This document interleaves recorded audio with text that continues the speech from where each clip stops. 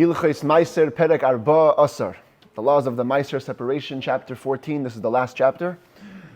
It also deals with demai, the doubtful produce, from which sometimes you have to separate Maaser again out of doubt.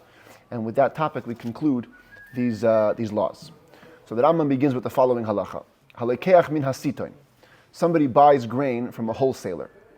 Now, a wholesaler, we said the other day, that a wholesaler is allowed to sell demai because he sells large quantities, so he can sell questionable produce, and the buyer has to be the one to separate. So the Rambam says when somebody buys from a wholesaler, v'chazar v'lokach mimenu pam shniya, and then he goes and buys again from a wholesaler, lo ya'aser mizeh al zeh. So both times the buyer needs to take the Maaser, but you cannot take Maaser from one batch onto the other. Each batch needs to have its own separations. Afal pishu min echad, afilu mikupa achas. Even though it's the same species, even though you bought it from the same box, afal pisha makir es chavis shehi. Even if you recognize that it's the very same barrel that you picked out the wine from last time or the grain from last time, it doesn't matter. Because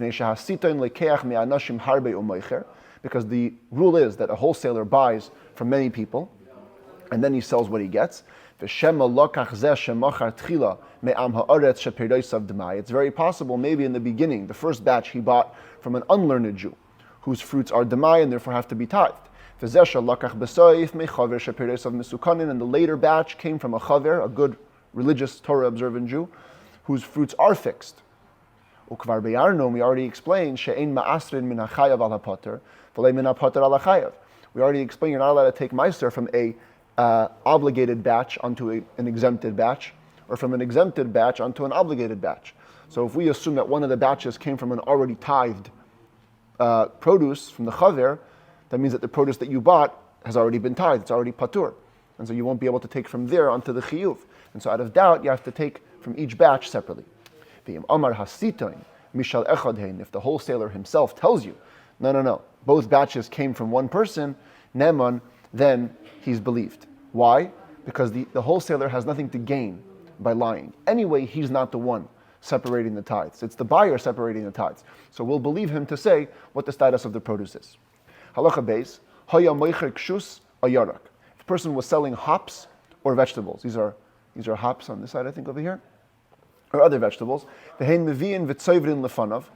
people are constantly bringing more vegetables piling up in the booth or in the store where he's selling them. If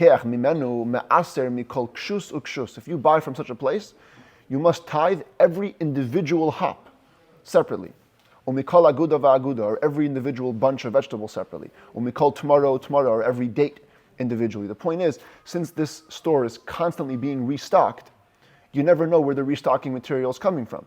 It may be coming from a different person. One may be from a person who needs to be tithed, one may be from a person who doesn't need to be tithed. And again, you get into the problems of patur and chiyuv, and so you must take individually on every single vegetable. Halacha gimel, the earlier law only applies to a wholesaler. But if you buy from a homeowner, a private guy, you buy produce from him, and then you buy again, Maaser mizeh al zeh. You can take the tithes from one batch onto the other, afilu mishtei kupais, afilu mishtei ayarais, even if the produce came from two different boxes, two different cities, because the presumption is that a homeowner only sells what belongs to him. And so the chances that you got his produce are very high. They're both in the same category. You can take Maaser from one to the other. What if it's a private owner, a private homeowner, but he's selling vegetables in the public market space? So now it depends. If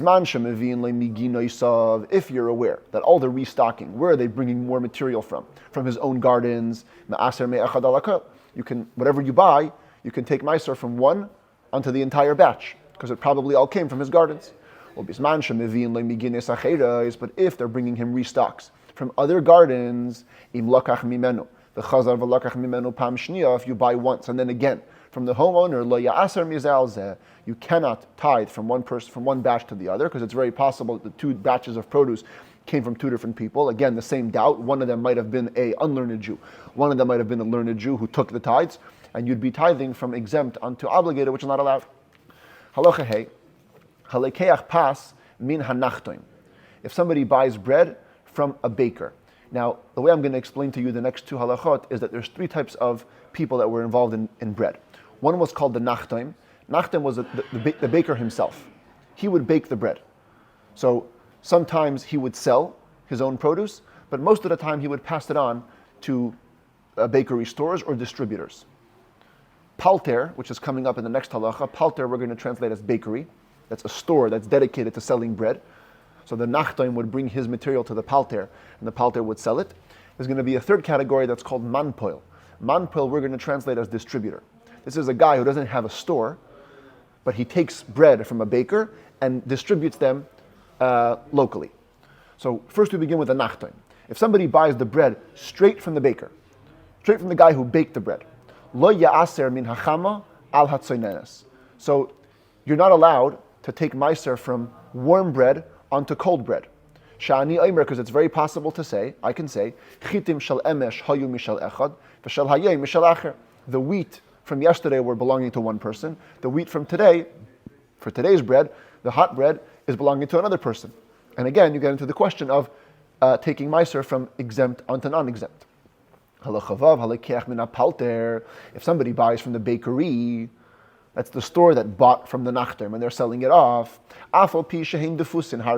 Even if you notice that their breads are in many different shapes, many different molds, you who buy bread from this bakery, you can take one maaser for the entire batch of bread that you buy, even if they're different shapes. Shehanachtoim, shemoicher, and I'm going to put in over here la palter, even though in most Rambams it says la manpoil. We're going to change it to palter, as some old manuscripts have it. Shehanachtoim shemoicher la palter, because the nachtoim, the baker, the guy who bakes the bread, who sells his bread to the bakery, oise isasoy tefusin harbe. Normally he makes his dough into multiple shapes, but it's all one batch. It all came from one baker, and since it's all today's bread, it all came from one source. But if you're buying bread from a distributor, then if he has different shapes, you have to take tithes separately from each individual mold. Because distributors used to buy from two different bakers. The bakery stores that were set in place, they only had one baker that they go to. But the distributors go to multiple bakers. Halacha zayin tisha manpoilim. This goes so extreme as the following. If you have 9 distributors, in total they bought their bread from 10 bakers. Since at least one of the distributors bought from 2 bakers, because you can't have 10 bakers with 9 distributors, obviously 2 bakers gave to one, that makes all of the 9 in doubt. If you buy from any of the 9 distributors, Maaser mikol tfus utfus, you have to take separate maaser from every mold, because he might have been the one who bought from 2 separate bakers. Those 2 separate bakers might have one been unlearned, one been learned, and if you take one big maaser, you'd be using exempt to discharge non-exempt bread. Halacha ches. Halekeach mina oni. If somebody buys food from a poor person clearly has different sources that he gets food from. V'chein ha'ani, so to the poor person himself. If he was given different slices of bread or different slices of fig cake, he must take maaser from every individual thing. So if you buy from a poor person, every individual product must have its own tithing. The poor person gets bread from different people or from one person. Every slice of bread needs its own maaser. But if it's dates or dried figs that he got, then you can mix it all together and take one big maaser from the whole batch. When if it was a big gift. If he got a big gift of dates or figs from a guy, the poor person, he could take one big maaser. Why? The commentators explain, if the owner was generous enough, the homeowner was generous enough to give the poor person a big gift, he probably was generous enough to tithe it in advance. But if it's a small gift, small amount of figs, small amount of dates, he must take a separate tithe from every individual gift, because if the homeowner who gave him the gift wasn't so generous to give him so much, so he probably wasn't so generous to tithe it either.